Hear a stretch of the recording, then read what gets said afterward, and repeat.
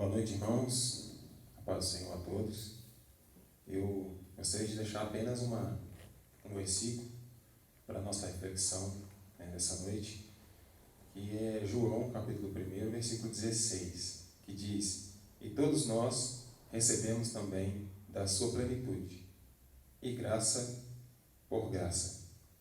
Nesse tempo de grande dificuldade que nós temos vivido, nós precisamos ter em mente aquilo pelo qual o Senhor nos chamou. Não nos esquecermos quem nos chamou e a que nos chamou e quem somos em Deus. Porque muitas pessoas podem se perder nesse momento e muitos podem se afastar e se esquecer do Senhor e muitas vezes até de si mesmo. Mas o Senhor é aquele que nos chamou para que nós possamos expressar a sua graça, para vivermos a sua plenitude.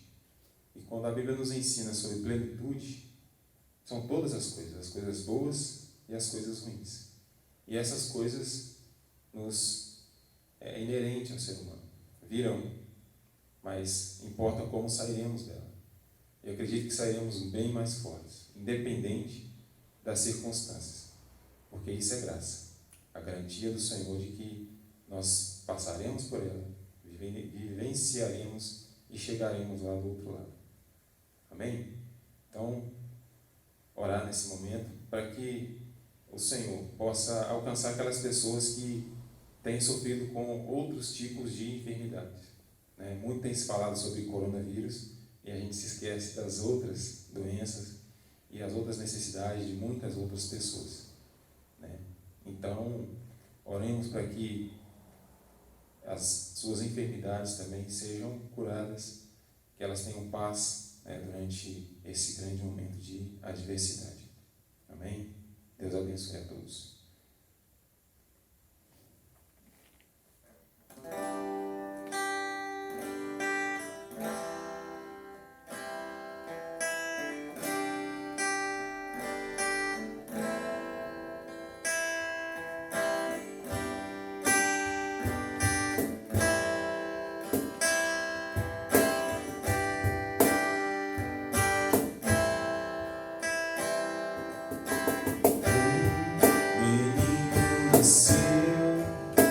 Como filho se nos deu.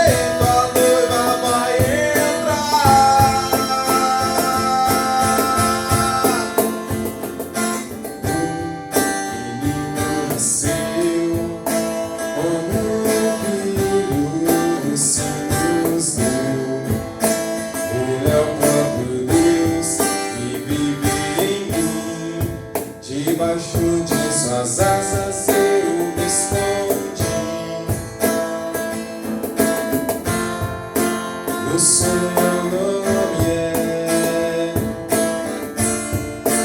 maravilhoso. Glória ao príncipe da paz. O céu começa a se abrir, toda a terra se dobrou a ti. Cristo, Rei dos Reis, veio nos buscar.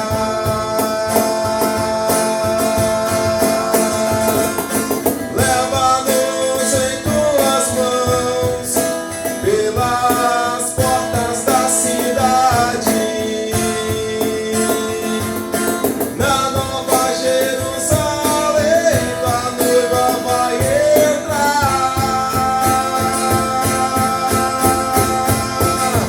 O céu começa a se abrir, toda a terra se dobrou a ti. Cristo, Rei dos Reis, veio nos buscar.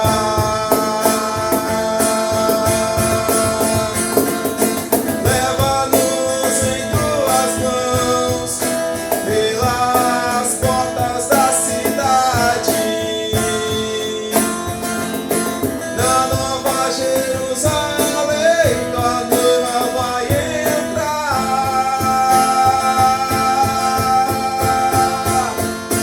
Na Nova Jerusalém, tua noiva vai entrar.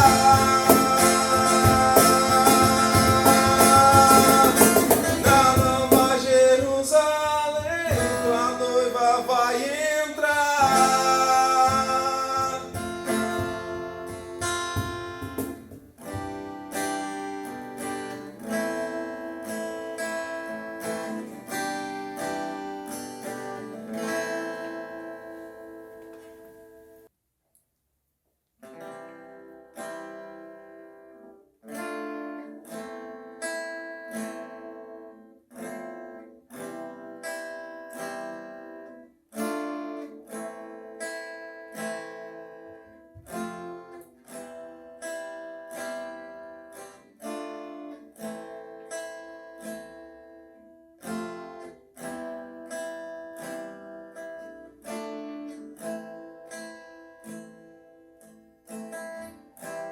Sim, quero sentir suas afeições por mim.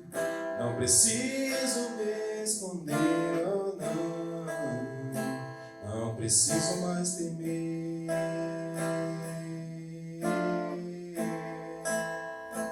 Não preciso mais temer.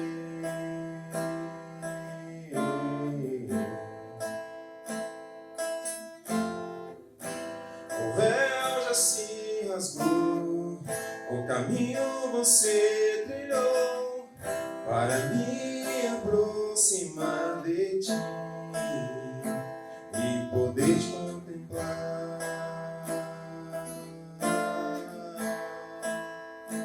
E poder te contemplar.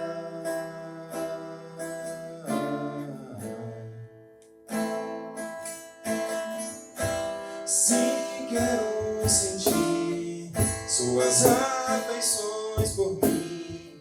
Não preciso me esconder, oh não. Não preciso mais temer.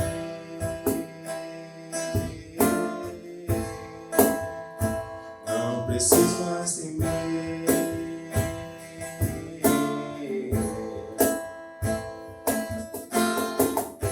O véu já se rasgou, o caminho você trilhou para me aproximar de ti e poder te contemplar.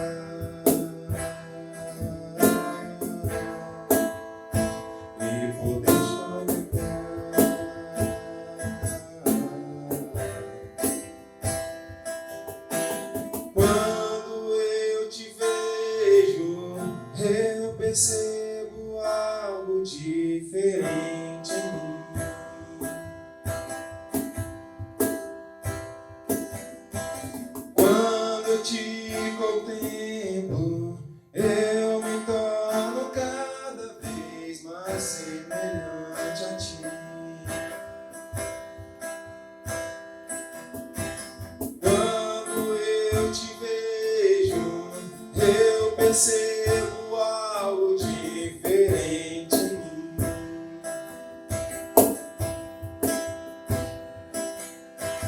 Quando eu te contemplo, eu me torno cada vez mais semelhante a ti, Jesus.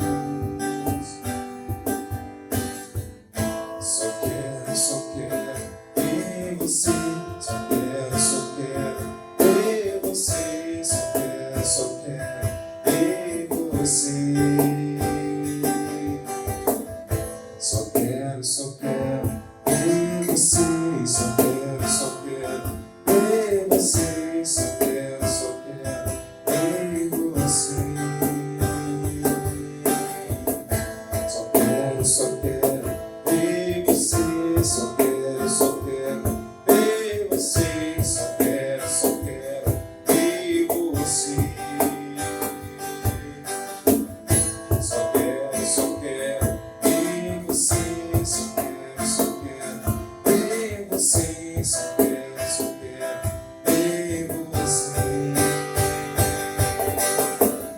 Só quero ver você, só quero ver você, só quero ver você. Só quero ver você, só quero ver você, só quero ver você. O que é que os anjos veem e os fazem se prostrar? O que é que os anjos veem e os fazem cantar santo? O que é que os anjos veem e os fazem se prostrar? O que é que os anjos veem e os fazem cantar santo? O que é que os anjos veem e os fazem se prostrar? O que é que os anjos veem e os fazem cantar santo? O que é que os anjos veem e os fazem se prostrar? O que é que os anjos veem e os fazem cantar santo?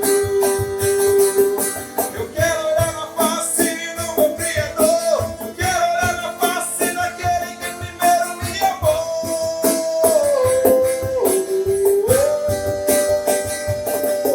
Eu quero olhar na face do meu Criador. Eu quero olhar na face daquele que primeiro me amou.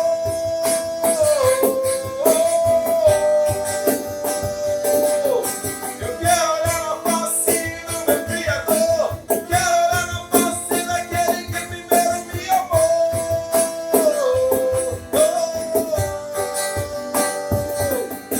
Eu quero olhar na face do meu Criador. Eu quero olhar na face daquele que primeiro me amou.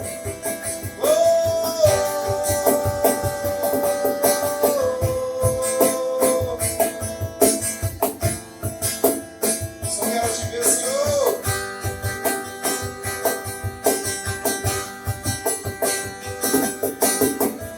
Só quero ver você, só quero ver você, só quero ver você.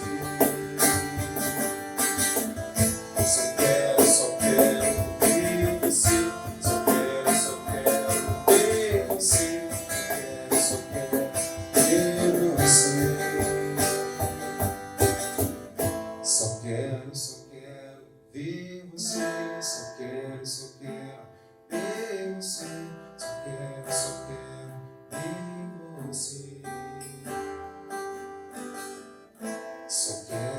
quero ver você, só quero ver você.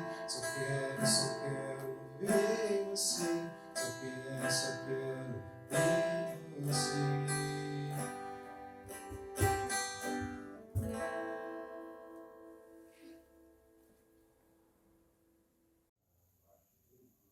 Boa noite, irmãos, tudo bem? Hoje eu quero ler com vocês um texto que está em Lucas, capítulo 21, do versículo 1 ao 4, que fala assim: Jesus olhou e viu os ricos colocando suas contribuições na caixa de ofertas. Viu também uma viúva pobre colocar 2 pequeninas moedas de cobre e disse: Afirmo-lhes que esta viúva pobre colocou mais do que todos os outros. Todos esses deram do que lhe sobrava, mas ela, da sua pobreza, deu tudo o que possuía para viver. Eu acredito que nesse texto, Jesus ele não queria enfatizar qual a quantidade que cada um estava contribuindo ali, né? Se um dava mais ou menos. Mas ele estava querendo ensinar algo muito mais profundo que isso, e que refletia na forma de como essa viúva contribuía ali naquele momento. E o que era esse algo mais profundo que Jesus queria ensinar aqui para essas pessoas? É o que a Bíblia costuma chamar de coração. O coração daquela viúva. É o lugar mais profundo de adoração que a gente tem, né, que a Bíblia se refere. O coração dela estava voltado para Deus. Ela entregou ali tudo que ela tinha. Ela entregou ali a vida dela. Ela entendeu que ela deveria entregar a vida dela a Jesus. E quando ela entrega tudo que ela tem ali, as 2 únicas moedinhas que ela tinha, ela demonstrou que ela não estava excessivamente preocupada com a sua própria vida. Ela confiou num Deus que é soberano e que continuaria a cuidar dela naquela situação em que ela vivia, sendo viúva. E ela também demonstrou que Deus ocupava o lugar que ele deveria ocupar no coração dela. Ela adorava realmente a Deus. E o nosso coração, né? A nossa contribuição, ela reflete em onde está o nosso coração. E nessa noite, então, eu queria encorajar os irmãos a sondar, a pedir a Deus que sonde os seus corações e também refletir. Você tem ofertado? A nossa oferta, ela não é como uma forma de barganha, como já temos falado. É uma forma de responsabilidade com os nossos irmãos, né? Temos essa responsabilidade da missão da igreja. E quando a gente entende o que é a contribuição e a gente pratica a contribuição com a nossa igreja, isso, de certa forma, demonstra onde está o nosso coração, onde está a nossa verdadeira adoração. Nós temos adorado mais a nós mesmos, a nossa própria vida. Nós temos preocupado, se eu ofertar, eu não vou ter no dia de amanhã, ou a gente realmente tem colocado Deus em primeiro lugar. Eu queria, então, convidar os irmãos a separar os seus dízimos, as suas ofertas aí na sua casa e orar com vocês por esse propósito.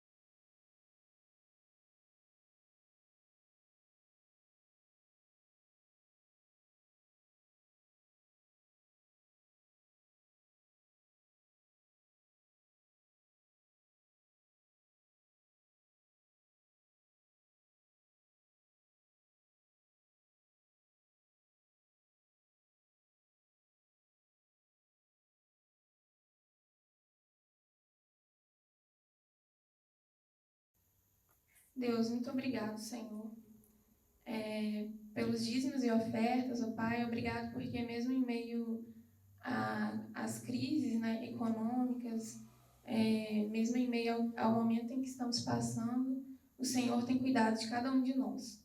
E o Senhor tem colocado um coração grato em nós, um coração que contribui. Nós agradecemos por isso, ó Deus, e pedimos ao Senhor que continue nos dando esse coração. Que continue, ó Deus, ocupando o lugar que o Senhor deve ocupar em nossos corações e que isso reflita, Senhor, na nossa contribuição, ó Deus, no nosso compromisso que temos com os nossos irmãos. Em nome de Jesus. Amém.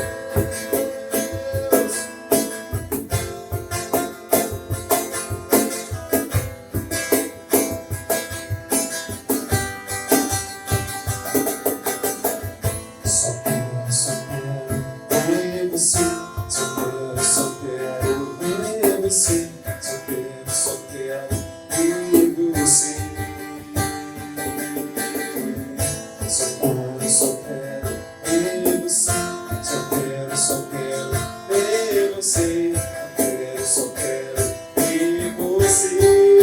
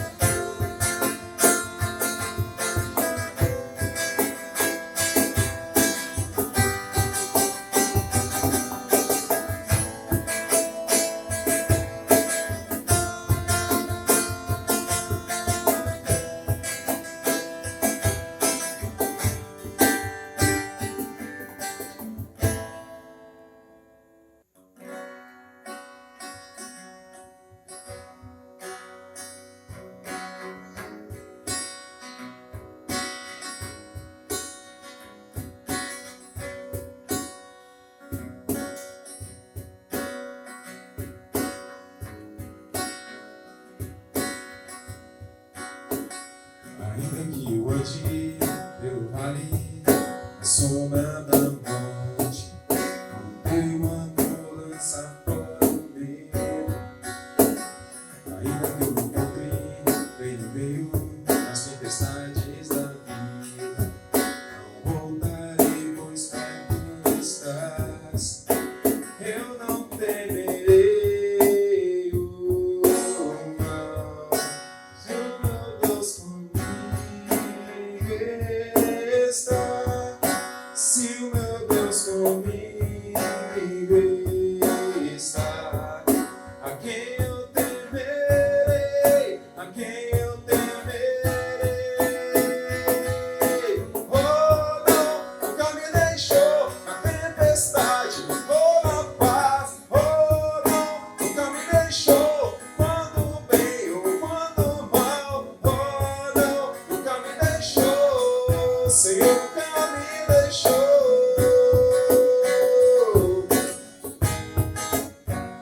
Eu posso ver a luz que está vindo no coração que espera, comparável, gloriosa luz. E haverá um fim aos problemas, mas até este dia viverei sabendo que estás aqui.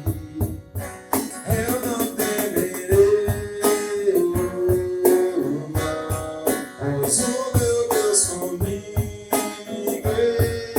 está. Se o meu Deus comigo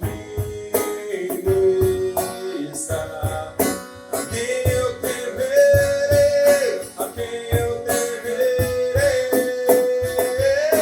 Oh, não, nunca me deixou na tempestade ou na paz. Oh, não, nunca me deixou quando bem ou quando mal.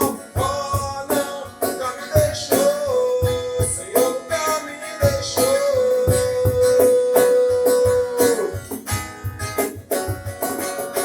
Oh, não, nunca me deixou na tempestade ou na paz. Oh, não, nunca me deixou quando bem ou quando mal. Oh, não, nunca me deixou, Senhor, nunca me deixou.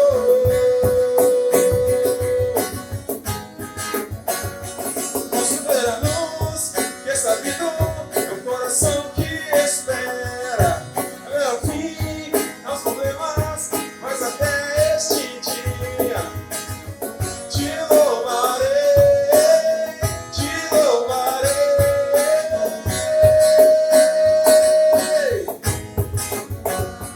Posso ver a luz que está vindo no coração que espera. E haverá um fim aos problemas, mas até este dia chegar. Te louvarei, te louvarei.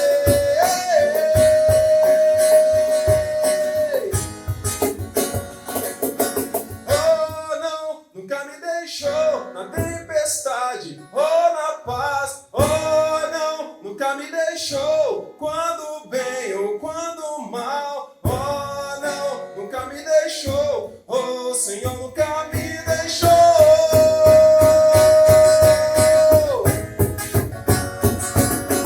Oh, não, nunca me deixou na tempestade ou na paz. Oh, não, nunca me deixou quando bem ou quando mal. Oh, não, nunca me deixou. Oh, Senhor, nunca me deixou.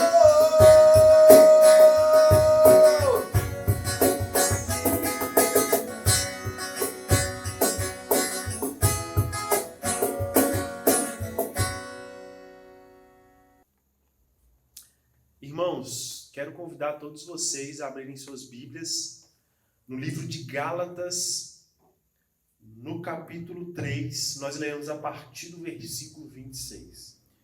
Nós leremos capítulo Gálatas 3, versículo 26, até Gálatas 4, versículo 7. Nós vamos ler esse texto e ver o que ele tem a nos ensinar nessa noite. Então quero convidar você a ter muita atenção agora, né, desligar suas distrações, para que a gente possa refletir, ter esse tempo onde Deus falará conosco através da sua palavra. Vamos ler a palavra do Senhor. Gálatas 3, 26. Todos vocês são filhos de Deus, mediante a fé em Cristo Jesus. Pois os que em Cristo foram batizados, de Cristo se revestiram. Não há judeu, nem grego, escravo, nem livre, homem, nem mulher, pois todos são um em Cristo Jesus. E, se vocês são de Cristo, são descendência de Abraão e herdeiros segundo a promessa. Digo, porém, que, enquanto o herdeiro é menor de idade, em nada difere de um escravo, embora seja dono de tudo. No entanto, ele está sujeito a guardiões e administradores, até o tempo determinado por seu pai. Assim também nós, quando éramos menores, estávamos escravizados aos princípios elementares do mundo. Mas, quando chegou a plenitude do tempo, Deus enviou o seu Filho, nascido de mulher, nascido debaixo da lei, a fim de redimir os que estavam sob a lei, para que recebêssemos a adoção de filhos. E, porque vocês são filhos, Deus enviou o Espírito de seu Filho ao coração de vocês, e ele clama: Abba, Pai. Assim, você já não é mais escravo, mas filho. E, por ser filho, Deus também o tornou herdeiro. Vamos orar, agradecendo ao Senhor pela sua palavra. Pai, muito obrigado, porque nós temos a tua palavra. E nós cremos que ela é inspirada, Deus. Ela foi dada pelo Senhor a nós. E eu oro para que nessa noite o Senhor possa nos abençoar, Deus, a fim de que possamos sair daqui, Deus, edificados pela exposição desse texto bíblico. É a oração que fazemos em nome de Jesus. Amém. Irmãos, não sei se os irmãos têm percebido, mas nos últimos cultos nós estamos refletindo sobre nossa espiritualidade e todos os princípios elementares do desenvolvimento da nossa espiritualidade cristã. Então nós começamos falando sobre a importância da oração. Depois nós falamos sobre a importância da palavra de Deus na nossa caminhada, nos nossos planos, né, que é a vontade revelada de Deus para nós. Depois nós falamos sobre, né, a importância de nós vermos a nossa vida, a nossa caminhada, como um grande culto ao Senhor, e que cada passo nosso, cada ato nosso é parte é parte da liturgia do grande culto que nós prestamos a Deus, ou seja, a importância de nós vermos a nossa vida como um culto para a nossa espiritualidade. Depois nós vimos como nós podemos continuar desenvolvendo nossa espiritualidade por meio da fidelidade. Ali nós estudamos em Daniel. Né? Mesmo em tempos de ruptura, em tempos de disruptura, em tempos de mudança brusca. Ou seja, tudo isso envolve aquilo que é de mais básico na nossa espiritualidade. Mas hoje eu gostaria de ir além e tratar de um outro ponto que é fundamental para o desenvolvimento da nossa espiritualidade. Uma compreensão que para nós precisa ser clara para que a gente desenvolva uma espiritualidade saudável, que é a nossa identidade. Qual é a nossa identidade? Onde nós encontramos nossa identidade? E como isso pode nos ajudar no desenvolvimento da nossa espiritualidade? Eu acho que esse texto de Gálatas oferece para nós um bom caminho sobre a nossa identidade. E por que a identidade é importante quando a gente vai falar da nossa espiritualidade? Porque quando a gente pensa na identidade, a gente está pensando, né, teoricamente, de onde eu vim, o que é que norteia a minha caminhada, o que é que norteia os meus projetos, onde está aquilo que o meu hiperbem, o meu bem maior, e para onde eu estou indo, aquilo que eu vejo para o futuro. Porque é a nossa identidade. Então, acho que a palavra de Deus apresenta para nós um caminho, um ponto de partida para a nossa identidade. Obviamente, existe um aspecto da nossa identidade que é individual e é particular a cada um. Mas existe algo que transcende a particularidade e fala sobre todos nós. E eu tenho entendido que a gente não pode buscar a nossa identidade de forma autônoma, mas precisamos buscar a nossa identidade a partir da revelação que Deus dá. Ou seja, Deus diz algo sobre nós e a partir daquilo que Deus diz sobre nós, nós buscamos aquilo que é de particular em nós. E nós vamos tentar enxergar isso nesse texto. Antes, vamos tentar ver a estrutura desse texto, né? Como esse texto está dividido. Primeiro, se você observar o capítulo 6, capítulo 3, versículo 26 até o versículo 28, você vai ver onde nós encontramos a nossa identidade, que é nítido no texto, que é em Cristo. Depois, do 29, e seguindo aqui o capítulo 4, até o versículo 7, ele fala sobre a nossa narrativa, ou seja, sobre a nossa história. E ele divide, a gente pode colocar aqui que ele divide em 4 partes essa história. Primeiro, do versículo 29 até o capítulo 4, versículo 3, ele fala do nosso estado anterior. Ele fala sobre o nosso passado. Depois ele fala, no versículo 4 e 5, sobre aquilo que o Filho dele fez para que a gente encontrasse essa nova identidade em Cristo. Depois a narrativa muda para falar do papel do Espírito Santo nesse processo de descoberta da nossa nova identidade. E no último versículo, versículo 7, ele faz uma grande conclusão de tudo isso. E é basicamente nessa estrutura que nós vamos seguir a nossa reflexão. Tá bom? Então, primeiro, gente, onde nós encontramos a nossa identidade? Em Cristo Jesus. Se você observar no versículo 26, olha só o que ele vai falar. Todos vocês são filhos de Deus mediante a fé em Cristo Jesus. Pois os que em Cristo foram batizados, em Cristo se revestiram. Ou seja, ele fala que nós encontramos a nossa identidade em Cristo. Ou seja, para eu entender qual é a minha identidade, quem eu sou, eu preciso olhar para Jesus. E aí eu vou entender que eu sou filho de Deus. E é interessante de ver como que são os desdobramentos disso. E para isso eu quero vasculhar um pouco, né, essa identidade que nós encontramos em Cristo, lá no Evangelho de Mateus. Eu quero convidar você a ir abrir sua Bíblia no Evangelho de Mateus. A gente vai migrar por alguns textos desse Evangelho. Primeiro, um texto muito conhecido, muito clássico quando nós vamos falar de identidade, que é Mateus capítulo 3, né? A partir ali do versículo 13. Mateus 3, 13. A gente tem aqui o relato do batismo de Jesus. Ou seja, quando Jesus está iniciando o seu ministério, né, as suas atividades ministeriais. Só que é interessante, o que acontece aqui, né, em toda a narrativa que está por aqui. O texto vai falar que João Batista batizou Jesus, né, o céu se abriu, o Espírito pousou como uma pomba sobre Jesus. E aí o Pai disse algo. Olha o que o Pai diz. No Mateus 3, versículo 17. Então, uma voz dos céus disse: Este é o meu Filho amado, em quem me agrado. Olha só. Jesus, ouvindo da parte de Deus a sua identidade, que é o quê? Filho de Deus. A origem dele está no Pai, está em Deus. Interessante a gente observar isso. Então a gente precisa olhar para Jesus.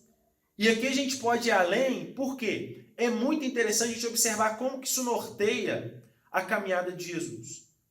Porque o que está acontecendo aqui? Logo em seguida, se você observar, Jesus ele é conduzido ao deserto para ser tentado por Satanás. Então o texto vai falar a partir do capítulo 4, logo em seguida do texto de Mateus 3, que o Espírito Santo conduz Jesus ao deserto e aí ele vai ser tentado por Satanás. E como começa a tentação de Satanás?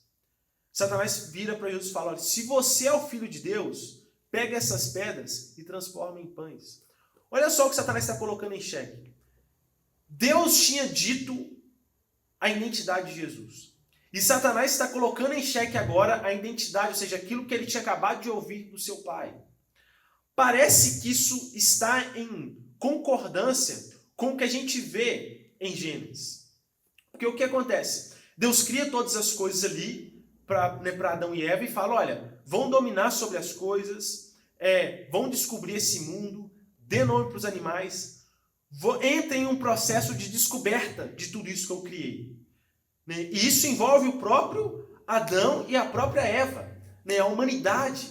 É um processo de descoberta de si e de descoberta do mundo. E o que a serpente faz? A serpente vira para Eva ali e Adão participa daquele diálogo, de sua expressão hebraica, no final do texto, que dá a entender que Adão estava com Eva naquele momento, que aconteceu.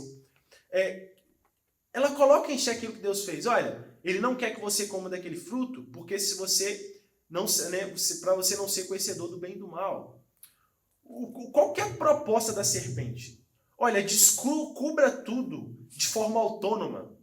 Desconsidere aquilo que Deus diz sobre as coisas. Tenha autonomia total. Exerça a sua falsa liberdade. E o que acontece? Eles participam daquilo, acabam comendo do fruto, e experimentando de uma falsa autonomia. E nesse processo de falsa autonomia, eles acabam se tornando escravos do pecado e, por consequência, escravos de si mesmos. E perdem a sua liberdade, a sua verdadeira liberdade. Então, esse negócio de identidade é muito sério para nós. Nós deveríamos levar muito a sério. E não buscar nossa identidade de forma autônoma, mas dizer que o Pai diga quem nós somos. Assim como foi com Jesus lá no dia do batismo. Só que não para aí. A identidade de Jesus ela é reafirmada no decorrer do Evangelho de Mateus. Então a gente vai para Mateus 16. Mateus capítulo 16. E nós leremos o versículo 16 também. Eles vivem ali diante de uma tensão. Eles estão vendo uma tensão. E aí, Jesus pergunta, olha, o que as pessoas estão dizendo que você é? Então, uns estavam falando que ele era um profeta, outros estavam falando que ele era mestre, outros estavam falando que ele era Elias. Aí Jesus vira e fala, olha, e vocês, o que dizem que eu sou? Qual é a minha identidade para vocês? E aí Pedro faz aquela declaração maravilhosa que nós conhecemos no versículo 16, de Mateus 16. Simão Pedro respondeu, tu és o Cristo, Filho do Deus vivo. Olha a identidade de Jesus sendo reafirmada mais uma vez. O Cristo, o Messias, o Filho de Deus. Não para aí. Nós encontramos novamente uma reafirmação da identidade de Jesus no capítulo 17, no versículo 5. Olha só o que diz para nós. A gente está diante do texto da transfiguração de Jesus. Olha o que acontece. Enquanto ele ainda estava falando, uma nuvem resplandeceu e os envolveu. E dela saiu uma voz que dizia, este é meu filho amado, em quem me agrado. Ouçam. Olha só, gente. Mais uma vez o Pai dizendo sobre a identidade de Jesus. E por fim, o último texto que nós podemos ler sobre isso, dentre de muitos outros que poderíamos ler, está no capítulo 27, versículo 54. Que aqui a gente está vendo talvez um clímax da história de Jesus. Que é quando o soldado, o centurião que estava acompanhando toda aquela cena da morte de Jesus, ele identifica em Jesus a sua identidade, a identidade do próprio Cristo. Olha só o que diz Mateus 27, versículo 54.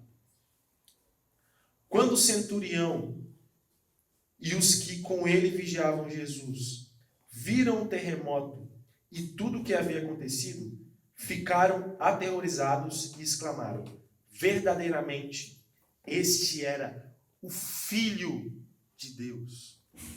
Olha só como todos aqueles que estavam ali presenciando aquela cena, todos os soldados que estavam ali, todos aqueles servos, eles vendo tudo o que aconteceu, eles olharam para Jesus e falaram assim: este é o Filho de Deus. Por que eles perceberam isso? Porque eles viram toda a obra e a consumação de Jesus. Jesus entende a sua identidade e vive a sua identidade, porque ele ouve do Pai. E quando agora ele vive a sua identidade, as pessoas ao redor o identificam pela sua verdadeira identidade. Porque Jesus está sendo autêntico. Autenticidade. Jesus. E, gente, é em Jesus que nós encontramos nossa identidade. Por quê? Porque o texto vai nos dizer que nós somos filhos de Deus mediante a fé em Cristo Jesus. E agora que, mediante a fé, nós cremos em Jesus e nos tornamos filhos de Deus também, irmãos, nós entramos em uma união mística com Jesus. Ou seja, nós estamos ligados em Jesus. E nós somos adotados pelo Pai. E agora, se Cristo é o herdeiro, nós nos tornamos co-herdeiros de Jesus, de todo o reino do Pai. A partir disso, nós precisamos encontrar nossa identidade. Irmãos, é exatamente por isso, e aqui é interessante, porque olha o que o texto vai dizer no versículo 28. Não há judeu, nem grego, escravo, nem livre, homem, nem mulher, pois todos são um em Cristo Jesus. O que ele está falando? Está dizendo o seguinte: olha, independente da sua etnia, seja judeu, seja grego, seja guineense, seja argentino, seja brasileiro, seja canadense, independente da sua etnia, independente do seu status social, da sua profissão, seja escravo, servo, seja livre, seja rico, seja pobre, independente da sua classe social, independente da sua proposição, independente do seu sexo, seja homem, seja mulher, independente do seu sexo, todos podem encontrar a sua identidade em Cristo Jesus. O que ele está dizendo? Independente da sua particularidade, todos nós somos um em Jesus. Todos nós podemos encontrar nossa verdadeira identidade de quem nós somos em Jesus Cristo. Todos, independente de qualquer circunstância. O pobre, o rico, o oriental, o ocidental, homem, mulher, todos nós podemos encontrar nossa identidade em Cristo Jesus. Por quê? Quando nós encontramos isso, quando nós entendemos pela fé que nós somos filhos de Deus agora adotados, nós nos unimos com Jesus e nos tornamos um com Ele. Isso é o que nós chamamos na teologia de união mística com Cristo. Ok, só que o texto ele continua. O texto não para. E parece agora que o texto traz para a gente uma narrativa da nossa história. E aqui é interessante a gente parar para pensar nisso. Porque quando a gente pensa na nossa história, a gente tem que pensar na nossa história a partir do momento que a gente nasceu.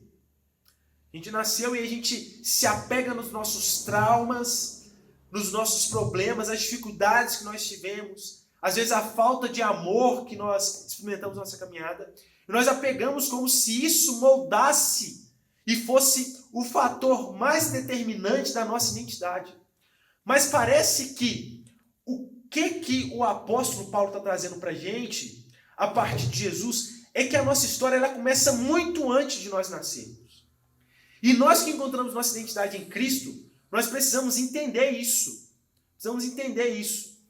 E aí ele vai começar, por exemplo, falando do nosso estado anterior.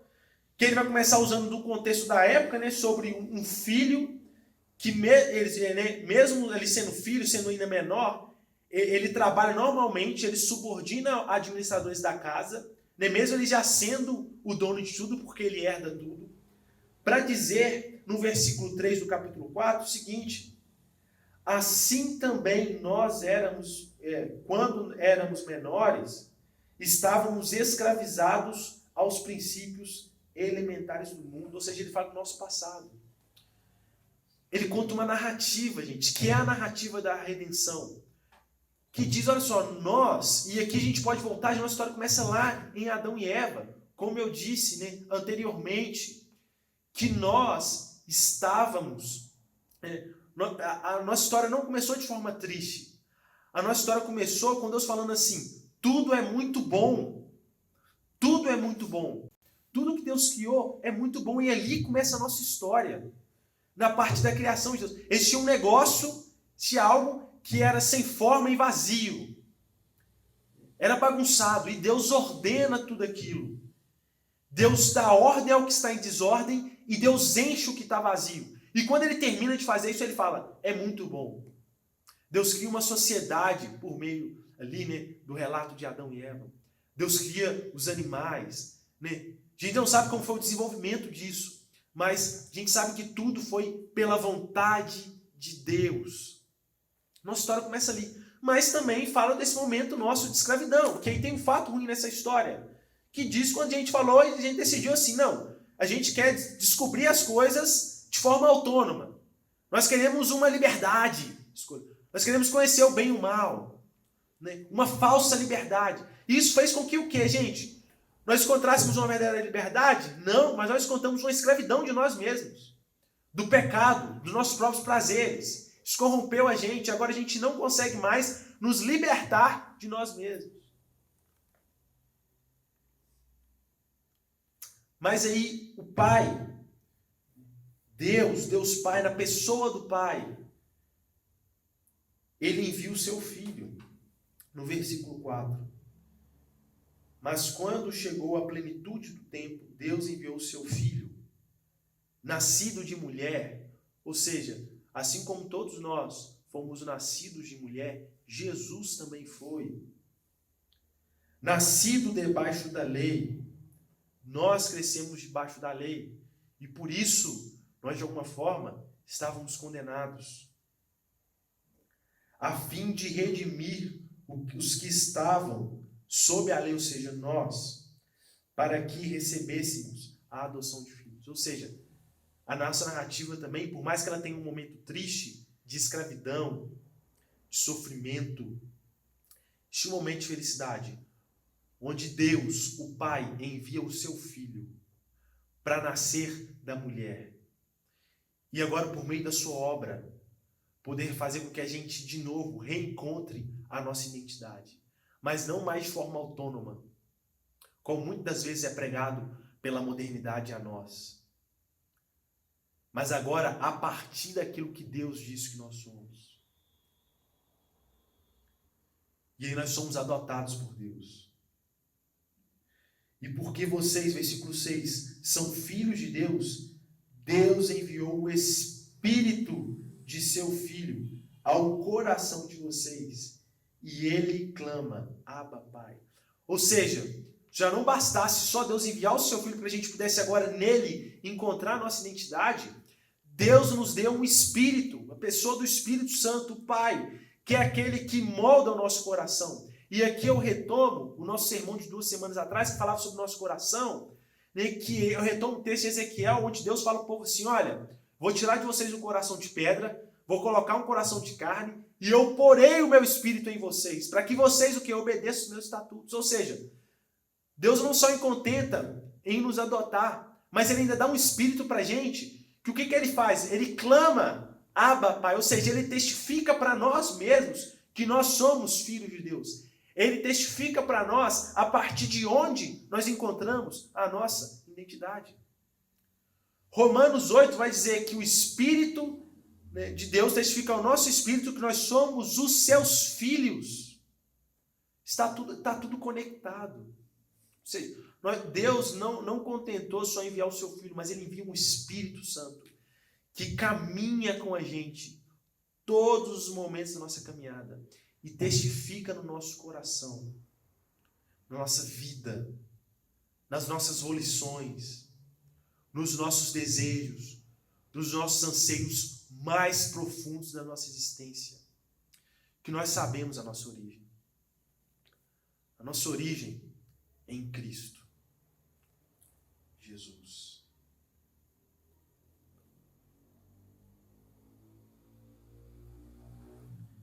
E aqui eu vou além. Porque nós sabemos, gente, que parte da nossa identidade é Deus. Porque nós fomos criados a imagem de Deus. Mas agora, o que acontece? Por mais que a gente não perde essa imagem de Deus com o pecado, essa imagem de Deus ela é distorcida em nós. Mas o que acontece? Nós somos predestinados, chamados, justificados, santificados e glorificados para nós sermos o quê, gente? A imagem do Filho de Deus. Romanos 8 vai nos dizer isso. Para nós sermos conformados à imagem do Filho. Ou seja, todo esse processo, toda essa caminhada da salvação que nós recebemos, ela tem um propósito, que é o que? A gente ser conformado à imagem do Filho. E o que Colossenses capítulo 1 vai dizer? Que o Filho, ou seja, Jesus, ele é a imagem do Deus invisível. Ou seja, nesse processo nós estamos, nesse processo agora de salvação, nesse processo agora que nós estamos ligados a Jesus, nós estamos redescobrindo a nossa imagem e semelhança de Deus que foi distorcida lá na queda. Por isso, gente, que é impossível, independente do que as filosofias modernas dizem, eu digo, é impossível nós encontrarmos plenamente nossa identidade sem Jesus. Porque todo ser humano é criado à imagem de Deus. E essa imagem de Deus só é reconstruída em nós, ou seja, ela só ela sai do processo de distorção, ela volta à sua plenitude só em Cristo Jesus, que é a imagem de Deus invisível. E para isso agora nós precisamos ser conformados à imagem do Filho de Deus, Jesus. E no versículo 7 ele faz um resumo de tudo isso, toda essa história nossa, de redescoberta da nossa identidade. Assim, você já não é mais escravo, mas filho. E por ser filho, Deus também o tornou herdeiro. Ou seja, nós não temos só uma história no passado. Nós temos um presente que o Espírito Santo está testificando para nós. E nós temos um futuro também, que é uma herança que nos é aguardada, que é a nossa esperança. E eu sei que todos os irmãos sabem muito bem. Que é a plenitude, onde nós não mais sofreremos dos efeitos do pecado. Nós não teremos mais nenhum tipo de crise de identidade. Porque, sim, nós participaremos da glória que Cristo participou. Nós seremos ressurretos, experimentaremos de uma plenitude. Agora, como que isso pode me ajudar na minha caminhada, de forma mais prática?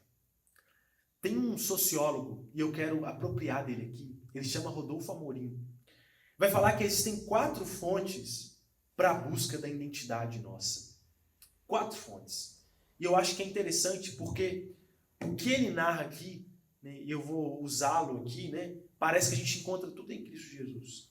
Primeira fonte, ele vai falar, são valores morais, uma ética que norteia.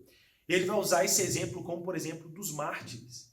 Pessoas que dão a vida, entregam a sua vida por algo, por um valor, por um princípio moral que eles acreditam, que eles levam às últimas consequências.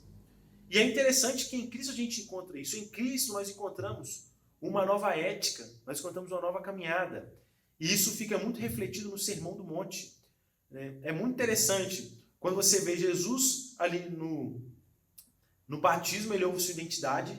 Depois ele tem a sua identidade provada por Satanás, que a gente vai viver disso o tempo todo, nessa tentativa de construir a nossa identidade a partir de uma tentativa autônoma do homem. E logo depois ele dá para a gente o Sermão do Monte, que é o que, gente? O grande compilado da ética do reino. Valores, ou seja, agora a partir da identidade que nós encontramos em Cristo, nós temos valores, princípios. O que norteia os seus valores? O que norteia os seus princípios morais? O que norteia a sua ética? Onde você encontra isso? Você mesmo cria os seus princípios e seus valores? Ou você deixa que o próprio Cristo te ensine sobre isso, que é onde nós encontramos nossa identidade? A gente precisa repensar isso. Por isso que geralmente, pessoas que são salvas, elas experimentam de uma mudança de vida, de uma mudança de práticas diárias.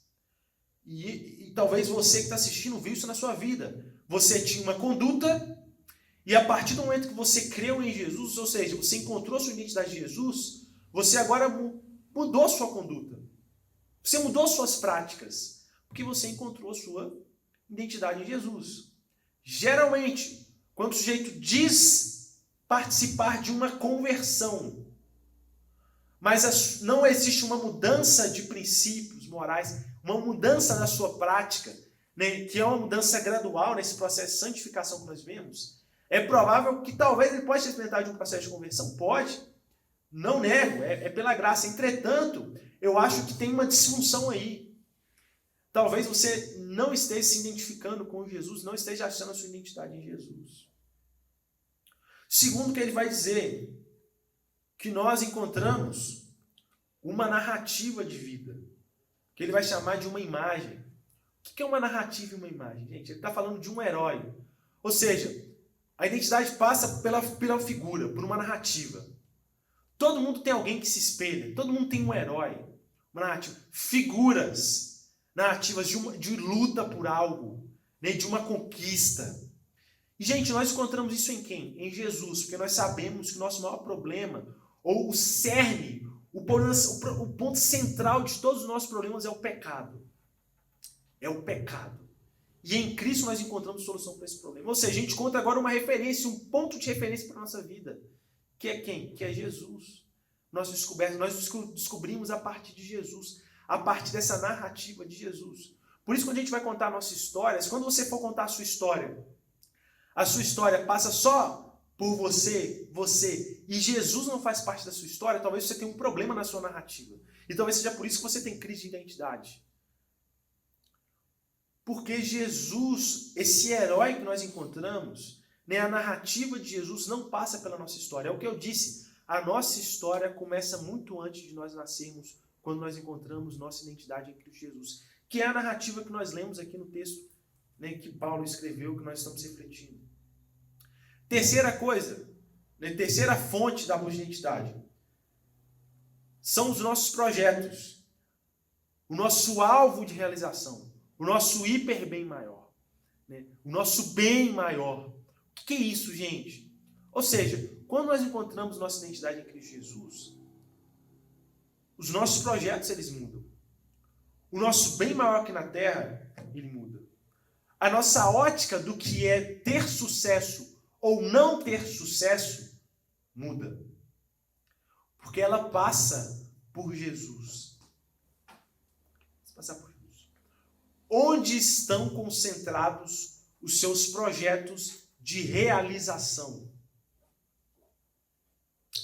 Talvez aí você vai encontrar onde estão os seus heróis, qual é a causa que você ocupa o maior tempo pensando, que você se ocupa mais. Talvez a partir daí você vai encontrar onde estão os seus heróis e onde está a sua, né, onde está a sua narrativa e onde estão os seus projetos.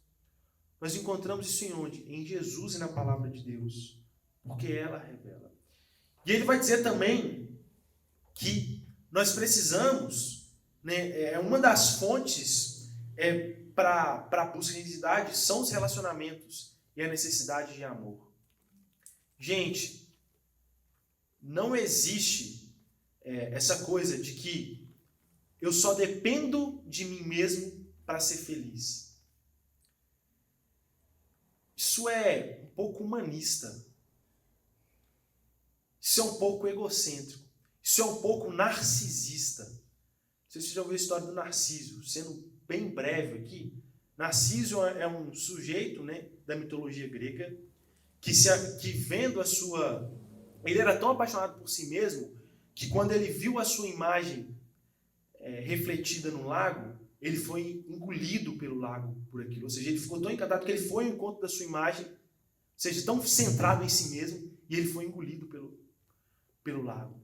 Porque, gente, nós agora em Cristo, nós entendemos outra coisa, que não é só eu, somos nós.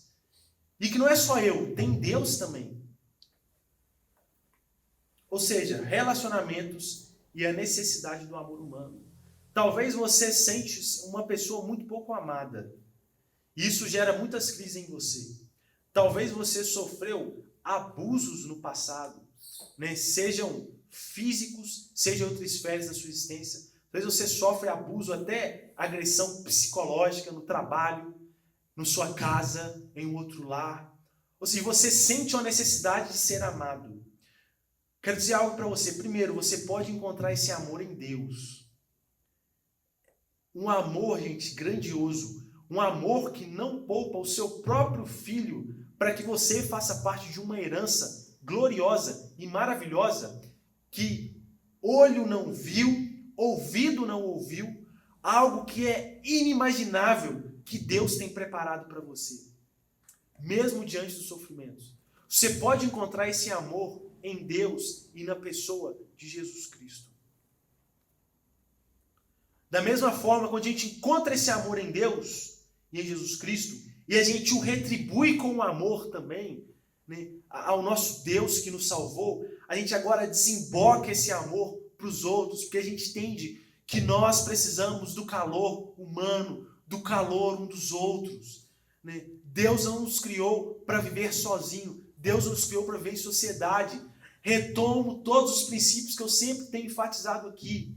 Qual foi o único momento que Deus fala na criação que algo não era bom? Quando o homem estava só. E o que Deus faz? Ele cria uma auxiliadora para caminhar junto. Né? Porque nós não fomos feitos para viver sozinhos, nós somos seres relacionais. Nós precisamos nos relacionar uns com os outros. Nós precisamos nos abrir uns para os outros, compartilhar os nossos sentimentos. E isso norteia a prática de amor. É o quê? É partilha, é troca, é calor, é ajuda mútua, é caminhada junto.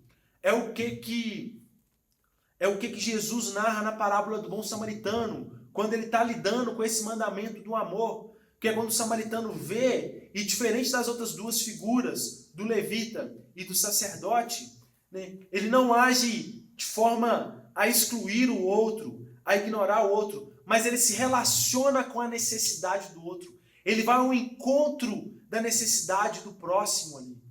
Então a gente precisa entender que a gente, nesse processo nosso de convivência e de busca da nossa identidade, nós precisamos da convivência, do calor humano, da caminhada junto.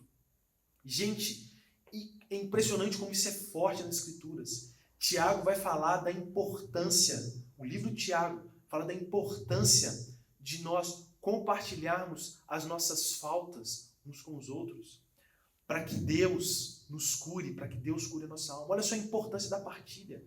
Relacionamento. Jesus inclui a gente em uma grande família, que nós chamamos de igreja. Então a gente precisa se relacionar uns com os outros. Isso faz parte da nossa busca de identidade.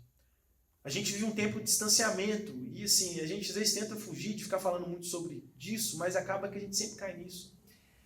Mas o distanciamento não significa falta de comunhão, falta de relacionamentos. Eu digo, graças a Deus nós temos os meios virtuais. E gente, o virtual não é oposto de real. O virtual é real. Virtual é o oposto de presencial.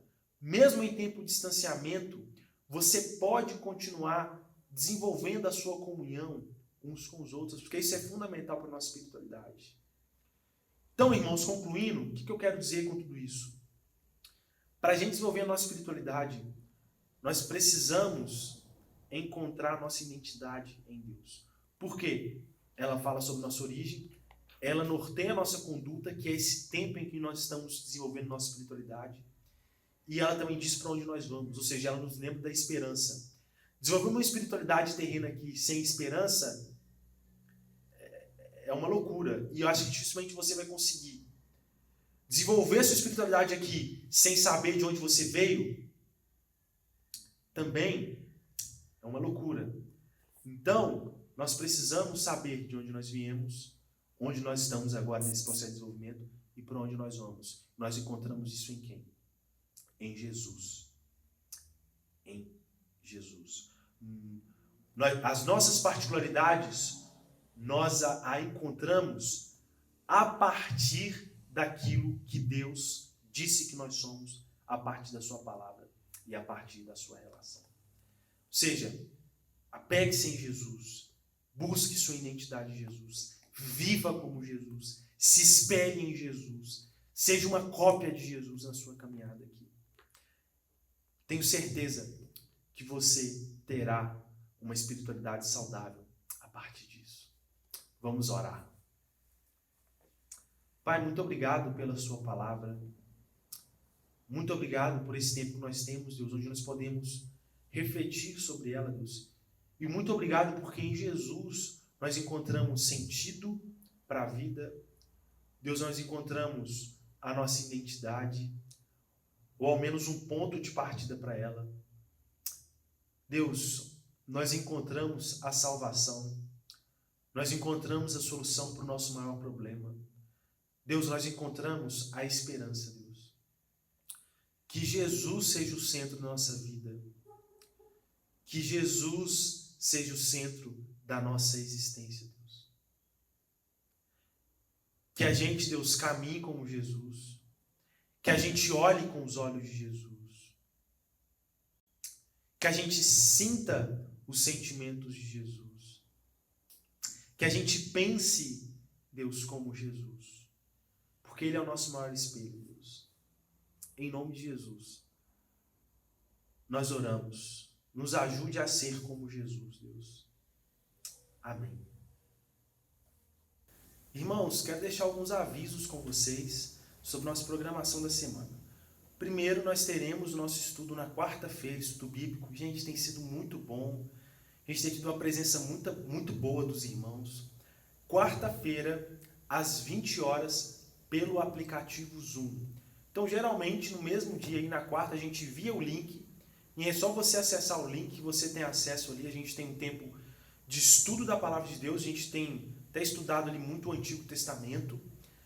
E a partir disso, a gente tem depois um tempo de troca, de conversa, de oração uns pelos outros. Tem sido muito bom. Quero te convidar a estar participando desse tempo com a gente.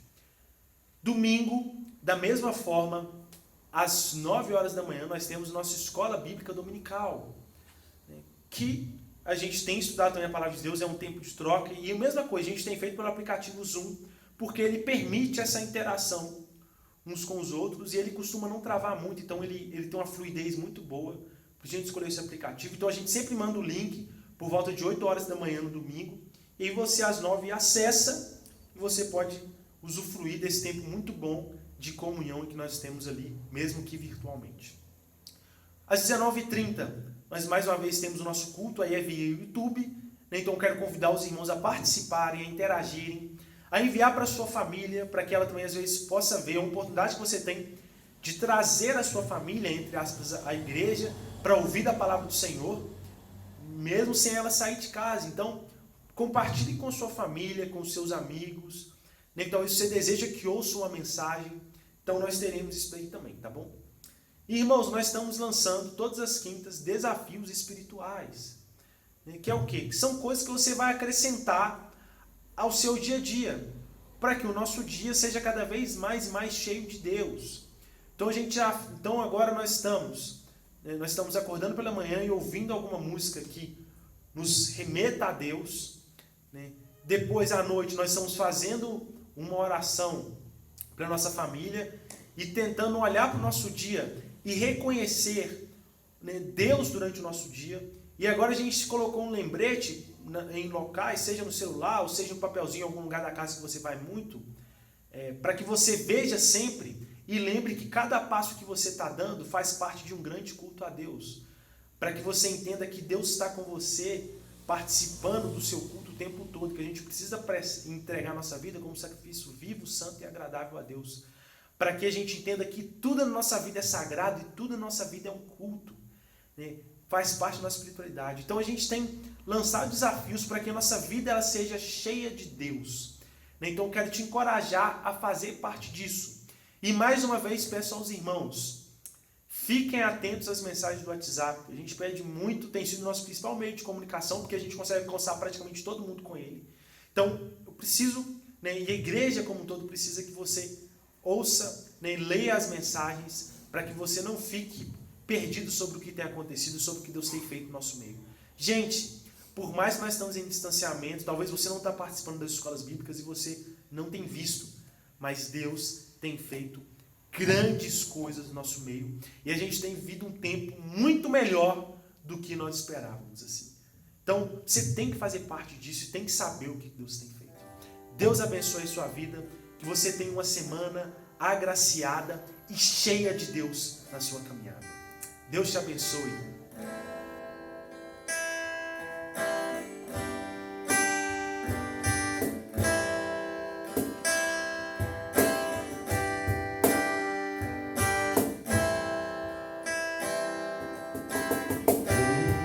Menino nasceu.